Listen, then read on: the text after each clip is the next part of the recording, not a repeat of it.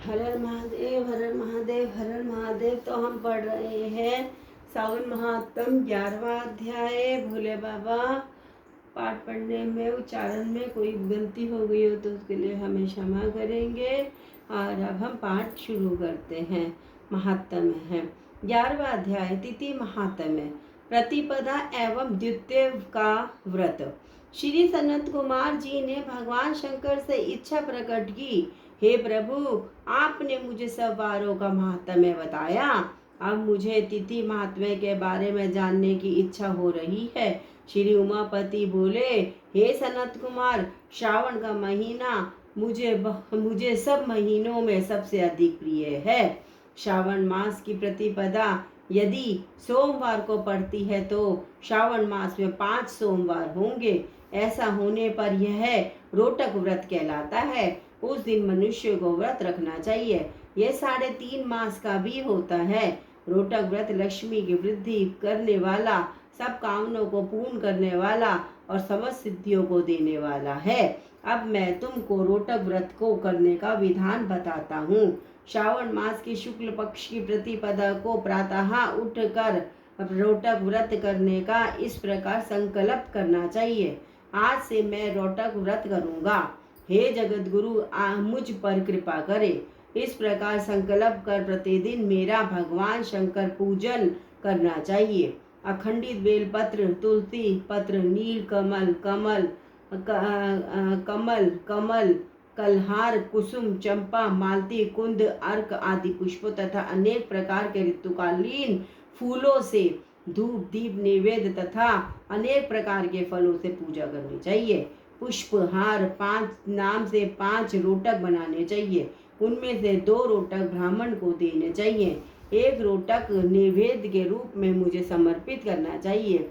2 रोटक व्रतधारी को खाने चाहिए। केला, नारिकेल, जंबीरई, बिजौरा, नींबू, खजूर, ककड़ी, दाख, नारंगी, मातुलिक, अखरोट, अनार और ऋतु में पाए जाने वाले फलों से अर्घ्य देने के लिए उत्तम कहा गया है।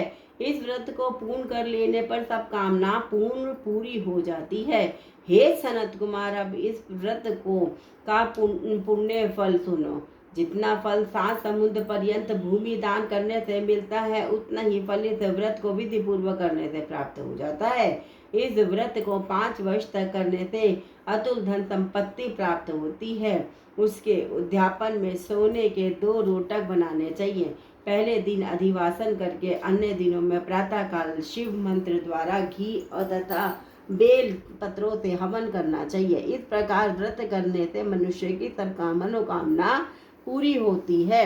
हे सनत कुमार, अब तुम द्वितीय के व्रत को सुन। इस व्रत को करने वाला प्राणी लक्ष्मीवान तथा पुत्रवान हो जाता है। यह व्रत औदुंबर नाम से प्रसिद्ध है। यह सब पापों को नाश करने वाला है। मनुष्य को श्रावण मास के द्वितीय तिथि को प्रातः संकल्प करके विधिवत व्रत करना चाहिए। यह इस व्रत में गूलर उदुम्बर के पेड़ की पूजा की जाती है। गूलर का पेड़ ना मिल सके तो दीवार पर गूलर के पेड़ का चित्र बना लेना चाहिए।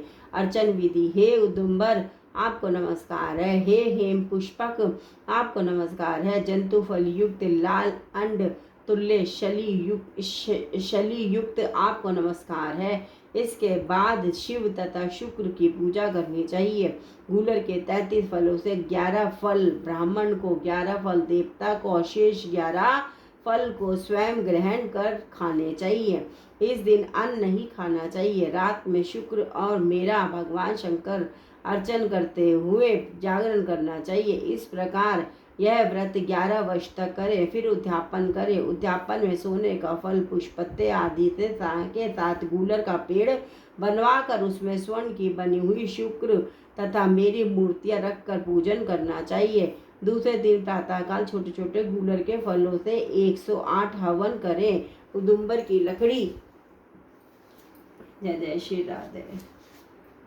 भोले बाबा, घी और तिलों से द्वारा हवन करना चाहिए। हवन की समाप्ति पर आचार्य का पूजन करना चाहिए। अपनी सामर्थ्य के अनुसार ब्राह्मणों को भोजन कराना चाहिए।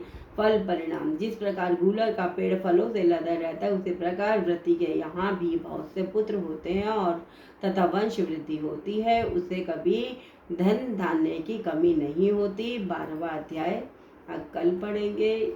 अब 11वां अध्याय पूर्ण हुआ। प्रतिपदा और द्वितीय का फल। जय जय श्री राधे, जय जय श्री राधे, जय जय श्री राधे श्याम। हर हर महादेव, हर हर महादेव, हर हर महादेव। नमः पार्वती पदे हरे हरे महादेव। नमः पार्वती पदे हर हर महादेव। नमः पार्वती पते हर हर महादेव। शंभु शंभु शंभु। बम बम भोले, बम बम भोले, बम बम भोले, बम बम भोले, बम बम भोले, बम बम भोले, बम बम भोले, बम बम भोले, बम बम भोले, बम बम भोले, बम बम भोले, बम बम भोले, बम बम भोले, बम बम